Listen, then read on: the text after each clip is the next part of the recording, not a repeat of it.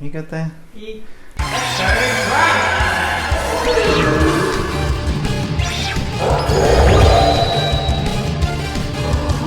What's up guys, I'm DragonBeaz, he's Danny Derrick, and it's time for another monthly cooking video. We've done two savouries. We did the mochi and we've done the brock stew. I think it's time to do something sweet and something that I found a recipe for, which is, it's a long process, but it's easy. It's just a bit of waiting time. And that is the very famous Alola recipe for Malasadas. Now, we're doing very simple malasadas in that you can fill your malasadas with lots of different fillings. You can coat them with different colours as well. We're just doing a very basic malasada, but I can tell you about how to make the different colours and that at the end of the video. So, the first step is you need to activate your yeast. So you need about 7 grams of yeast, which is usually one of these little packets. It's usually one of these little packets. Generally, most brands, this is Dr. Oetker. Oetker. So yeah, they usually come in around the same sort of packet. Don't matter the brand usually, but you can check. Most of them, yeah, should be about 7 grams. So we're gonna get some scissors because the thing's made of plastic and doesn't tear. Right, so just put that into a cup or whatever. Just put the yeasty doos. And then the other thing is you need to put 1 teaspoon of sugar. Now the reason for the sugar is that the yeast actually feeds off of it, because yeast is it's a microbe. It's a living thing. It sounds kind of microorganism. It is. It's kind of a weird thing. When I say teaspoon, I'm going to put like a fairly heaped teaspoon because these teaspoons are pretty small. And then it's 2 tablespoons. 2 tablespoons of warm water. Now, generally speaking, most people's tap water should be around the right temperature. And then just give it a bit of a mix, like that, and we leave that to sit for 10 minutes. Whilst that's sitting, just put that over there, we're going to do the rest of the steps. In a bowl, we need 3 eggs. Whoop, shit. Oh my god. That egg shattered into 10,000 pieces. And, oh, you want to crack one? Oh, that one's already kind of cracked. And if you're Danny, you disintegrate the shell with your bare strength. No, before we start beating these, I'm just going to set them to one side. We get a second bowl. So there's wet ingredients, dry ingredients. So in the wet ingredients, we're going to put 2 tablespoons of melted butter. That's in the fridge. Half a cup of milk. Butter. So approximately 2 tablespoons of butter. That's 1. That's 2. You can just melt that in the microwave. To this we want to add half a cup of milk. And then it has something else that we don't typically have, which is called half and half. Now half and half is literally half milk, half cream. So if you're in a place that has half and half, you can just use half and half. If you don't have half and half, 1/4 cup of cream and 1/4 cup of milk makes half a cup of half and half. Alright, this will be in the instructions. And then we have in this bowl, our third bowl. It's a lot of bowls. If you don't have a lot of bowls, you can just buy some. Just buy some. Just, you know, just use what you can. Obviously, keep your mixing bowl for the main thing. Is the flour. So it's just regular plain flour.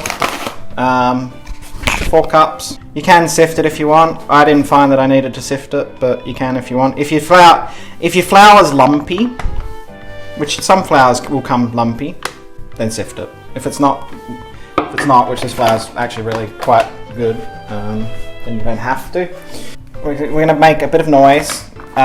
So we're going to be beating the sugar and the eggs. So 1.5 cups of fine sugar, like caster sugar. We're going to beat it, which Danny likes to do. That sounds so soft. You want to beat it until it's thick and creamy. Alright, so now we're going to add the milk, the half and half, or cream and milk, and the butter, just to combine it with the eggs. And then the other thing we're going to add, alright, we can turn that off now. And we'll just hold it there because we can just use it to, I'll grab a scraper, is we've now got our yeast. Now, the yeast has been sitting there for a little while, and I'm going to show you on camera. See how it's fluffed up? Yeah. That means the yeast is active. Mm-hmm. So we add the yeast to the mixture and just mix that in very quickly. Just make sure it's combined. Alright, so now you're left with the wet ingredients, and we have the dry ingredients, which is literally just flour. So we're going to make, let's go like this so you can see it, we're going to make a little well. And we're going to add the ingredients, like so. I'm going to mix this. Danny is going to coat the inside of this bowl with just a little bit of oil. Because once we've mixed this dough together, we put the dough into this bowl so that it doesn't stick, and we cover it with plastic, and then it gets put aside for 90 minutes to rest, and it will double in size. So always have a bit of extra flour in case you need it, because you just don't know, every flour brand is different. Basically, that's the texture or the consistency of dough you want. It's still going to be very sticky though. It's sticky. Put it in there though. Okay, and then just cover it with some plastic. In Australia, we call it Glad Wrap because, like the British, where they call like vacuum cleaners Hoovers and that, Glad is a brand. So just cover it over with some plastic. And the most important thing is you need to keep it somewhere warmish. Now, not hot. I'm not talking like we're not baking it. I've been keeping it in, or I kept the last lot in our oven, not on, obviously.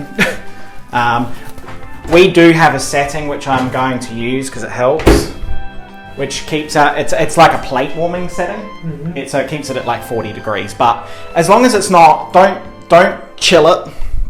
Don't put it anywhere cold. Like don't put it near a draft. Another good spot is on top of your cooker for 90 minutes.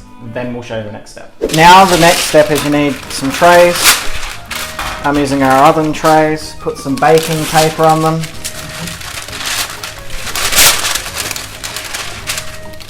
Put some flour on the bench.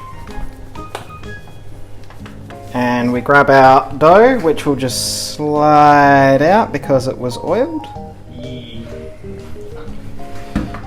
And then we're not going to overly knead it as such. All we're doing is we're just incorporating a little bit of the flour so that it's not sticky.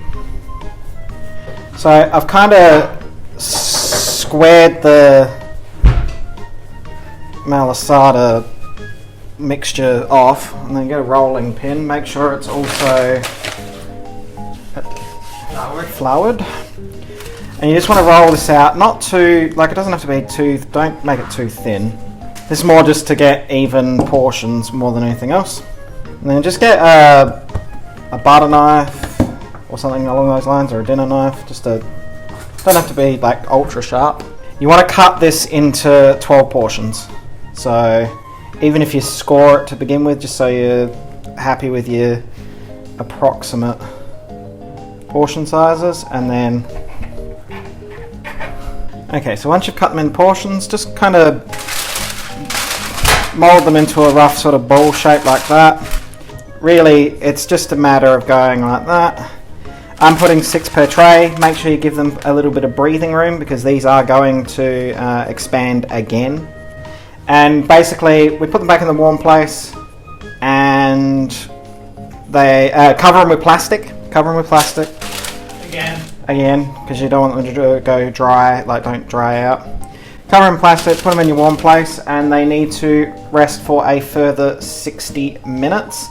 And then after that, finally, you get to fry them. So, we are at the final step. Oil in a pan. Needs to be about 160 degrees. If you've got an electric fryer, that's easier to keep track of. I have a digital thermometer. I would recommend frying them, say 2 or 3 at a time. Probably 2 at this situation. So you just grab your dough.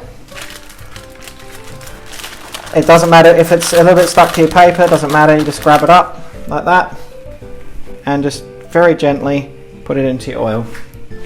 Now, you don't want your oil to be too hot because you want the outside to cook, but you want the inside to cook as well. So you don't want it to be too brown.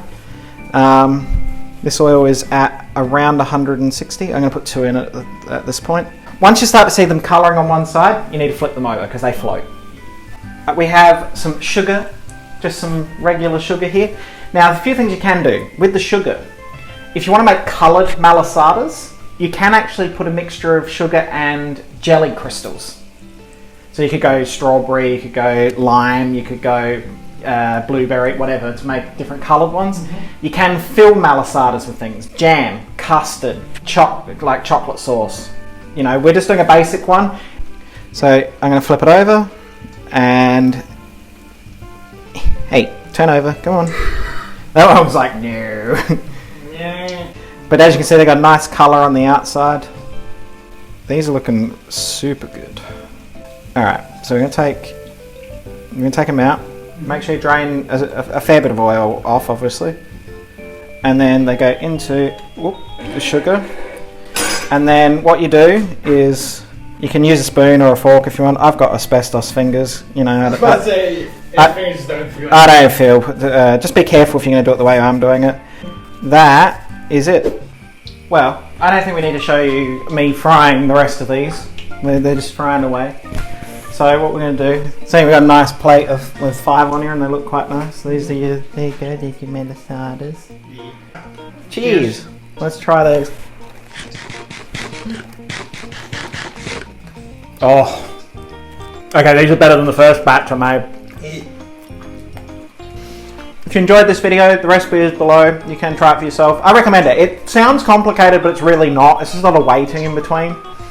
If you want to, you can also check out my Patreon. I do provide a digital, proper, nice, beautifully made recipe card. The aprons are available to buy. More details in my Discord. Thank you for watching. I hope you enjoyed the video. It was a lot of fun making them and they turned out beautiful. And we'll see you in the next video, guys. Bye!